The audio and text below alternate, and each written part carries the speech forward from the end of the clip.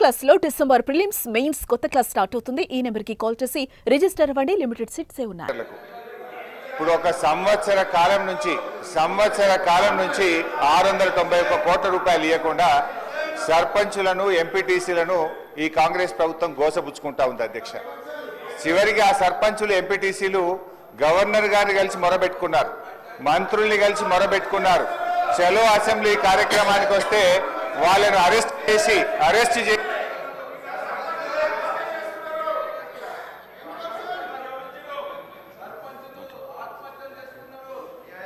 Speaker sir సభను కొంచెం ఆర్డర్లో పెట్టండి.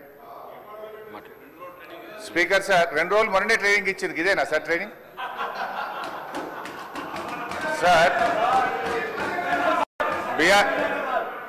అధ్యక్ష, బీఆర్ఎస్ పాలనలో తెలంగాణ పల్లెలు అద్భుతంగా కేసీఆర్ గారి నాయకత్వంలో తీర్చిదిద్దబడ్డాయి. పల్లె ప్రగతి, పట్టణ ప్రగతి అనే కార్యక్రమం పెట్టి ప్రతి నెల పల్లె ప్రగతి కింద గ్రామాలకు 275 కోట్లు ఇచ్చాం, పట్టణ ప్రగతి కింద 150 కోట్ల రూపాయలు ఇచ్చాం.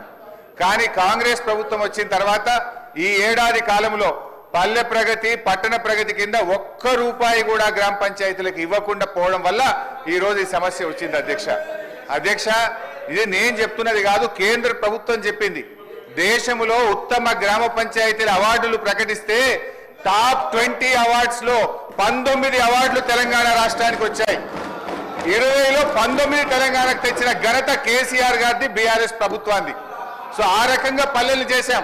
ప్రతి గ్రామ పంచాయతీకి ట్రాక్టరు, ట్యాంకరు, ట్రాలీ, నర్సరీ, వైకుంఠధామము, డంప్ యార్డు పెట్టి తెలంగాణ పల్లెలు దేశానికి ఆదర్శంగా నిలిపిన ఘనత కేసీఆర్ది, బీఆర్ఎస్ పార్టీ.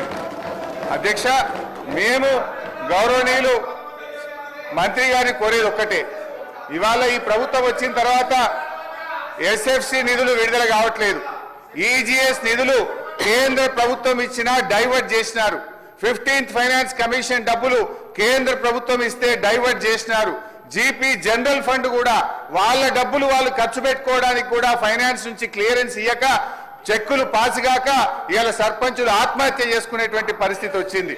అప్పులు చేసి బంగారం కుదబెట్టి పనిచేస్తే ఈ బిల్లులు ఇయ్యారు అధ్యక్ష.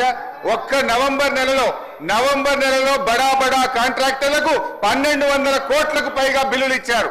ఒక్క నెలలో 1200 కోట్లు బడా కాంట్రాక్టర్లకు ఇస్తారు.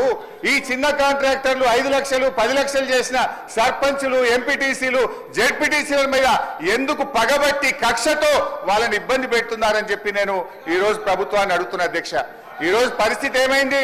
గ్రామ పంచాయతీలకు రెగ్యులర్ గా ఇవ్వాల్సిన నిధులు ఇవ్వకపోవడం వల్ల చివరికి ఏం దాకొచ్చిందంటే, అమెరికా దేశం తెలంగాణకు పోతే చికెన్ గున్యా వ్యాధులు వస్తున్నాయి, జాగ్రత్త అని అమెరికా దేశం ఆ దేశ పౌరులను హెచ్చరించే పరిస్థితి ఏర్పడ్డదంటే పల్లెల్ని ఏ రకంగా మీరు నిర్లక్ష్యం చేశారో అర్థమవుతా ఉంది.